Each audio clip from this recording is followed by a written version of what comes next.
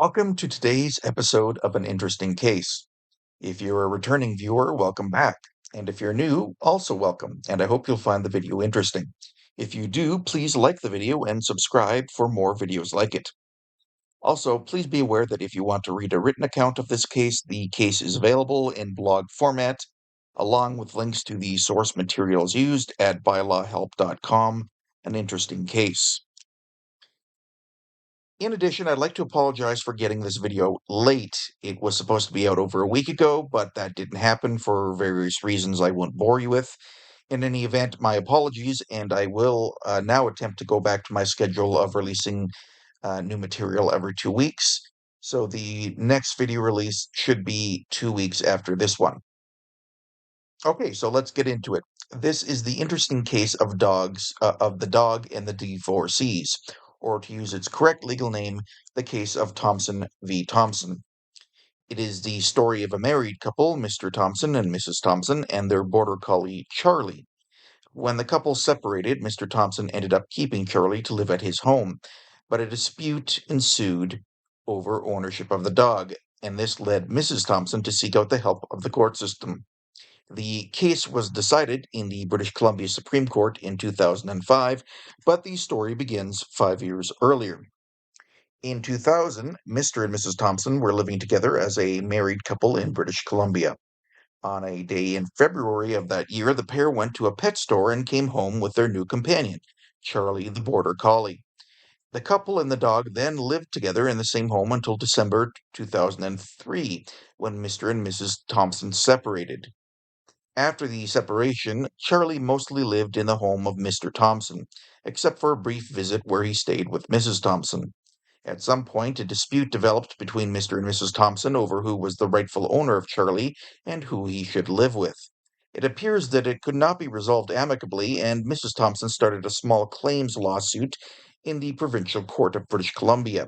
This suit went to trial before Judge Takahashi on August 19th, 2005. At the trial's start, Judge Takahashi noted that it was possible the provincial court was not the proper venue to decide the matter. This was because, under the British Columbia Family Relations Act, property obtained by a couple during marriage is matrimonial property, and if the relationship later ends and there is a dispute over the property, the matter is supposed to be dealt with in Supreme Court. However, for the sake of expediency, the judge agreed to deal with the matter as long as both parties were aware of the situation and agreed to proceed, which they did. As the trial proceeded, Mr. Thompson argued the dog was his because he was the one who had paid the pet store in 2000. He was the one who paid for the dog's food and veterinary care, and the dog lived with him. Mrs. Thompson's counter-argument was that the dog was hers because it had been purchased and given to her as a birthday gift in 2000. In addition, she stated that she also looked after Charlie and took him to the vet, and it was not Mr. Thompson exclusively who did this. Different versions came out during the trial over where and how Charlie was purchased in 2000. According to Mr. Thompson, Charlie had been purchased by himself, and he produced a bill of sale from a store as evidence. However, Mrs. Thompson testified that Charlie had been obtained as a trade rather than as a cash purchase.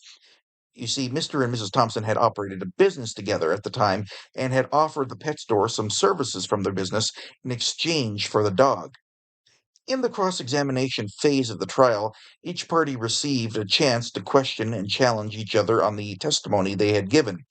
It was here that Mrs. Thompson alleged that Mr. Thompson had left two messages on her telephone answering machine, attempting to pressure her to drop her lawsuit. Mr. Thompson denied leaving the messages, and so Mrs. Thompson asked the judge for permission to play the tapes, which the judge granted. As the tapes were about to be played, Mr. Thompson stated that he'd never heard them before. In one of the messages played that day in the courtroom, a man's voice could be heard telling Mrs. Thompson she would lose her lawsuit because the man had proof the dog was his, in the form of a bill of sale from a particular pet store. In the other message, the man told Mrs. Thompson that there was no point in continuing the lawsuit because Charlie had been struck and killed by a vehicle. Now, as it turns out, the dog thankfully was not actually struck by a vehicle and was alive and well. Additionally, the dog had never been purchased from the pet store mentioned during the phone call, but rather had been obtained from a different store. And at the trial, Mr. Thompson admitted as much because he presented a bill from this different store as evidence to support his own case. Mrs. Thompson argued that the tapes were proof that Mr. Thompson was being dishonest. He had falsely claimed to have a bill of sale from the first store, and then, after learning the dog was actually from the second store, had fabricated documentation from that store. Further, she argued he had lied about the dog's death to have Mrs. Thompson drop her lawsuit. Mr. Thompson responded that the voice on the tapes was not his and denied the validity of the evidence. After hearing the evidence and the arguments and counter-arguments, Judge Takahashi decided to reserve his judgment, retiring to consider his decision. 3 days later, on August 22nd, 2005, the judge handed down his decision. He ruled that despite the denials, he was satisfied the voice on the phone message tapes was that of Mr. Thompson, and that the bill of sale he had presented as evidence was false. In conclusion, he ruled in favor of Mrs. Thompson that Charlie's was hers and should be returned to her. He also awarded her costs for traveling to pick up the dog, and in October 2005, he awarded her a further $1,000 in punitive damages because Mr. Thompson had fabricated evidence. Mr. Thompson was not prepared to accept this legal defeat, and so he immediately filed an appeal to the British Columbia Supreme Court. This appeal was heard before Justice Rogers on November 14, 2005. On appeal, Mr. Thompson claimed the provincial court judge had made several errors that justified overturning the decision.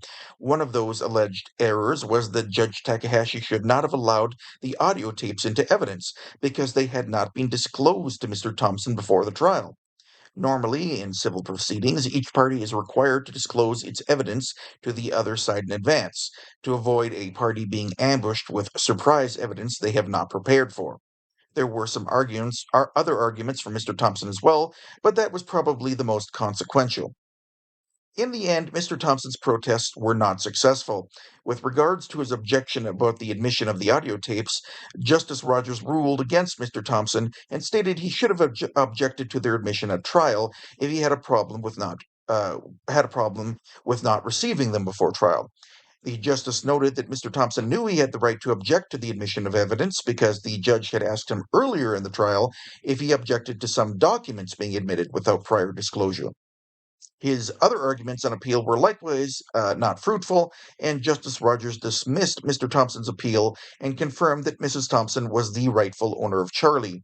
The justice also confirmed the $1,000 in punitive damages awarded to Mrs. Thompson um, for the dishonest fabrication of evidence, and he went on to further award Mrs. Thompson further money uh, for the expenses she had incurred to fight Mr. Thompson's appeal. So, what does this case tell us? Well, for one, the breakdown of relationships can lead to messy legal disputes, but that is probably not surprising news to most people. But it also demonstrates that under Canadian law, animals have been treated the same as other property during divorce proceedings rather. Judges will look for who has the best property rights claims to a pet to determine who should keep the animal. And in the Thompson case, it was Mrs. Thompson because the court found that it had been given to her as a gift. Case law shows that except for a few outlier cases, Canadian judges have not treated companion animals in the same way as children. They will not issue orders for shared custody or consider what the impacts on the animal may be when reaching their decisions. However, this is beginning to change, at least in British Columbia. In January 2024, amendments to the Provincial Family Relations Act were brought into force that now give judges a mandate to consider things other than just pure property rights when deciding disputes over pets in matrimonial proceedings. The amendments state that judges must now consider any history of animal cruelty, threats of animal cruelty, as well as who is best able to care for the animal and any emotional attachments that children of the relationship have for the animal. However, the law still prohibits judges from awarding joint custody of pets. Possession must be granted entirely to one party or the other unless they have reached a voluntary out of court settlement agreeing to joint possession. And there ends our video for today. Thank you for watching, and I hope you found the video interesting. And if you did and you haven't already, please consider liking the video and subscribing for more videos like it. Until next time, take care.